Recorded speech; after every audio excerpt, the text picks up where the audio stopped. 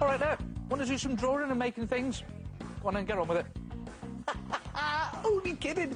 Hey, we've got some fantastic stuff lined up today. Take a look at this one.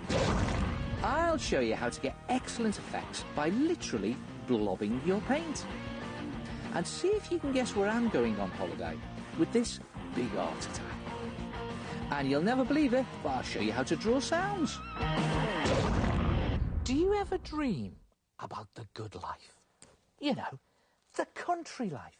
Waking up every morning to birdsong, the fresh air, and pulling back the curtains to be greeted by your own pet ponies. Good, aren't they? And they're just padded paper bags. Or should I say, padded paper ponies. Stay there, boy. Simple to make in 4 easy parts. A 4-part attack.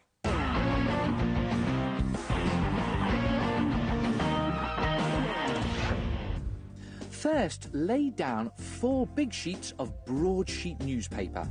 Then start to design your horse's head. Draw him so that he's face on, and start with the ears near the top of the page, but not right up to the top edge. Then a forelock at the top of the head like that. And then draw 2 long, slightly curved lines for the nose, but not too thin. Draw 2 bumps at the side for nostrils, and a curved muzzle at the bottom. Pop in the nostrils, 2 big round eyes, and how about a stripe down the middle of his nose? There it goes. Now you need to cut him out, and here's a couple of tips on how to make that easier. Cut around the horse's head about 1 centimetre away from the line that you've drawn. Now you'll see why it's a good idea to leave this edge in a minute. And you need to cut through all 4 sheets. Now to make this easier, put on paper clips here and there to hold them together while you cut.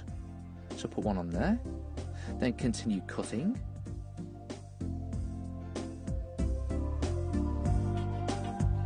And then pop on another paper clip, maybe around there. And then keep cutting around and go around the whole of the head in this way, making sure you leave the centimetre margin all the way round. And when you finish cutting him out, he looks like this. Now, he does look a bit flat at the moment, doesn't he? So let's fatten him up a bit. Staple all around the edge of your horse's head, removing the paper clips as you go. Now this is why we left that margin all around the edge, so you can staple. But the idea is to leave a gap at the top large enough to get your hand in. I've left one here at the top around the ears. Then scrunch up bits of newspaper and start to stuff the head. Make sure that you stuff in the middle of the 4 sheets so you've got 2 sheets either side. And you can use a ruler to help you get the stuffing right down inside. And the idea is to go right to the tips of the ears and down to the lips at the bottom. And when he's stuffed enough, staple up the holes at the top, taking care not to staple your fingers. And there he is, nice and fat. And using 4 sheets of paper means that he's now much stronger now that he's padded. Now all you have to do is paint him. Use acrylic paints for this. For his forelock, I'm going to go for a very dark brown. And just slop it on, keeping to the lines. And it's always a good idea to do a real simple cartoony drawing for your horse's head. It also makes it easier to paint. The horse's skin is going to be a nice, rich brown colour. Almost a chestnutty brown, this. And sometimes horses have that white stripe down their nose, so on it goes.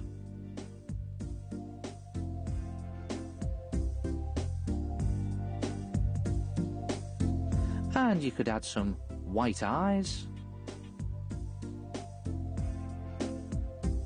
with a spot of dark brown for a pupil. And when you finish painting him and he's dry, just simply place him on your window ledge and he looks as if he's come to greet you at your window. And I think they look really good if you make a pair of them. And I've painted this one a different colour. And if you're really mad about your horses, you could hang a couple on your door like this. And I've even made a paper stable door out of padded paper. And you could even make a padded paper neck in the same way as I've done on this one. So you can then tuck the neck down the back of your headboard or dressing table like that. And they look as if they've come over to greet you. Good day. Try it yourself. Padded paper ponies. Os ataques artísticos voltam já. Arte Attack. Estamos de volta com mais ataques artísticos. Arte Attack.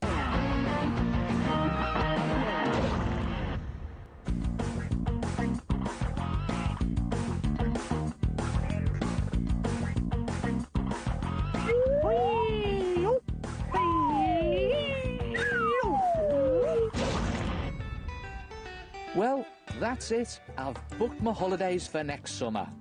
All I've got to do now is pack. See if you can guess where I'm going. I tell you what, I'll give you some clues.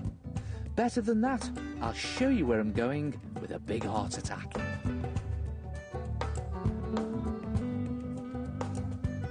Well, I won't be needing that where I'm going. And I certainly won't be needing that. No, won't be needing those. Ah.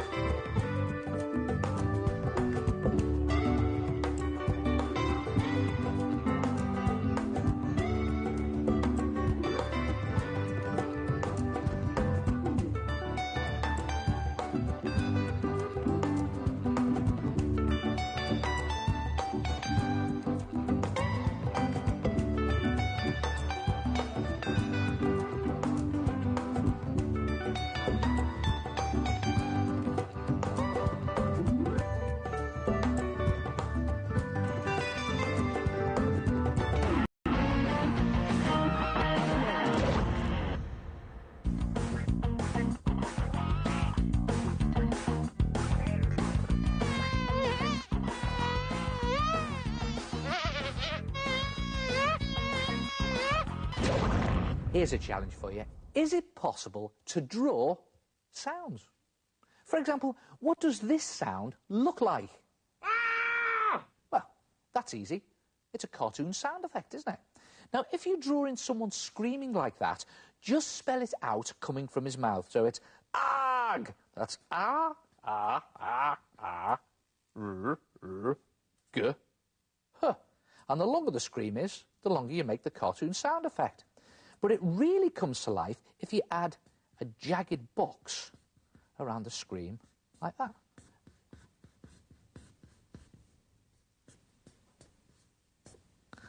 So let's see if that looks right. Ah! Perfect.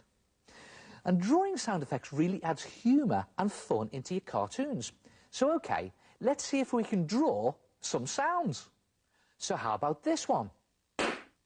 Well, if it's a loud noise, just try to spell it out. So it was bam, b, ah, bam, bam, bam, bam. And you could always put an exclamation mark after it to show it's loud. Then just put it in a spiky explosion box like this. Again, just to show it's a loud sound. OK, check it out. And what about this one? Here's the splatty sound of an ice cream being dropped. Well, to do a splatty sound, just draw a splat and then just spell out the sound. So it was spl, spl, so it's sp, sp, spl, spl, spl, splot. There you go. If it's a much softer sound you want to draw, just draw a cloud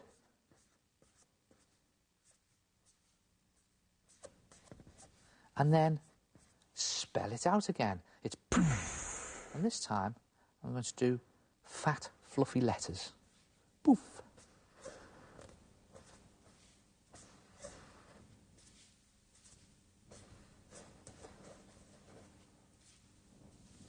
And that's a soft sound. So, to put some sound effects into your cartoons, try to spell the sound out and add other little effects to make it look loud or quiet, soft or aggressive, and funny. So, OK, how about this one? Wait till you see the cartoon. Yep, Granny has sat on a whoopee cushion. So, OK, let's hear it again. So you've got a sort of... It's a... Spell it out. And some R's in there. Like that. And let's add in the rush of wind coming out of the cushion. That helps as well. Look at that. And you don't always have to spell the sound out. Sometimes little tricks will do it for you, like these two boys howling with laughter. Just putting some lines like that, and some tears in there. Like that. So you've got tears and lines as if they're howling with laughter. For musical sound, you just need musical notes. For a whistle, just one note, and put in the wind to show it's been blown. For loud, fast music, lots of wild, rocking notes.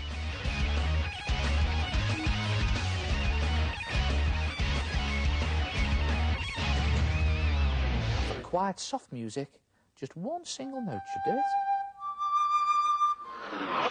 You can even get some great effects by doing letters in a style to suit the sound, like this. Or how about a wobbly lettering for ugh, ugh. There's your wobbly letters, ugh. Or look at these whoosh lines for these two scarpering. There it goes. Whoosh. Do the lettering far apart. Whoosh. In fact, you can throw all sorts of little doodles in to show chaotic noise. Puffs of wind, stars, little scribble squiggles, even lightning zigzags. Look at that. Wouldn't want to get on the wrong side of her. And you know, here's one cartoon sound effect that works every time. Z's for someone asleep and snoring. I don't know how it works. It just does. everyone understands what it is. Try it yourself. Draw that sound and put some sound effects into your cartoon. Os ataques artísticos voltam já. Arte Attack. Estamos de volta com mais ataques artísticos. Arte Attack.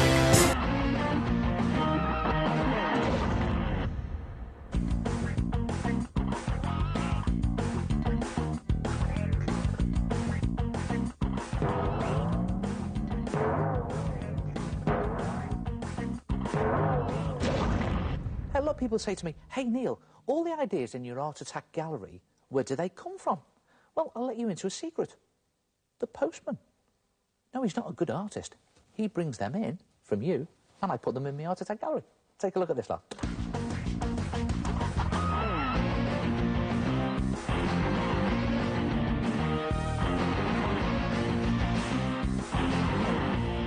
Ah, now, buildings can be a tricky thing to draw, and Oliver has done a brilliant job here. Just look at the perspective on the steps. Very impressive. And Stephanie's painting is inspired by Monet, and hasn't she captured the atmosphere brilliantly? I think the master impressionist himself would have been impressed. Now, Daniel has done a picture straight from the heart. Lots of them. He's done this design on the computer, and I think the way he's repeated the heart pattern is really striking. And this is a great idea of Chloe's. Just take a photograph and continue the design off the edges. You can go really wild with what you draw. Wow, look at this. Amy's painting looks as if it was great fun to make. Just by splatting and flicking paint onto some card and letting the colours run together, she's made a really dynamic image. Yeah, lovely paint effects from Amy. Most of the time, you don't want the colours to run into each other, but sometimes you can get some great effects. Here's one for you. Take a pencil and just very lightly sketch the outline of what you want to paint. Now, you can copy something from a book or a magazine, or just make something up. But whatever you draw, it only needs to be the outline. No details at all, and make sure you've completed the shape so it's solid with no gaps. When you're happy with your design, paint it with blobs. Start by painting on plain water. Now use a small brush to do this, going into all the shapes and detail of the outline of your design. Then, while it's still wet, load up your brush with a nice watercolour and dab or blob the colour into the water on your picture. A little bit more and see what happens. The colour spreads in the water but only goes to the outline. Then pick another colour and do the same on another part of your design, just blob it on. And the colours all start to mix and make other colours. And it doesn't matter if you don't use realistic colours here, it all adds to the effect. You can even add more water to your design if it starts to dry up. And just keep dabbing on different blobs of colour until you've completely filled the entire dragon. And the colours mix together really well because the design is still wet.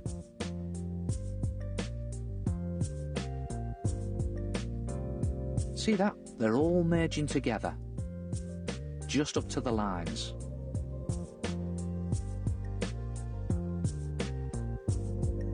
If you want to add more detail to your picture, let your design dry slightly and then load your brush and just dab the colours on. And as the colours start to dry, the paint doesn't run as easily, and these spots give the effect of dragon scales.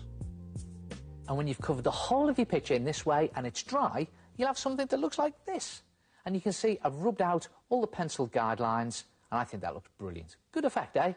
And they come out different every time. How about these butterflies? Really simple ones, these, with just a couple of colours. Or this slightly more complicated underwater design, lots of shapes on there. And look at this, I've used real parroty colours on this one. Wet blob pictures. Try it yourself and give yourself a shiny Art Attack. And don't forget you can check out the website for fact sheets on this and all the other Art Attacks in the show. And I will see you next time. Ta-ra.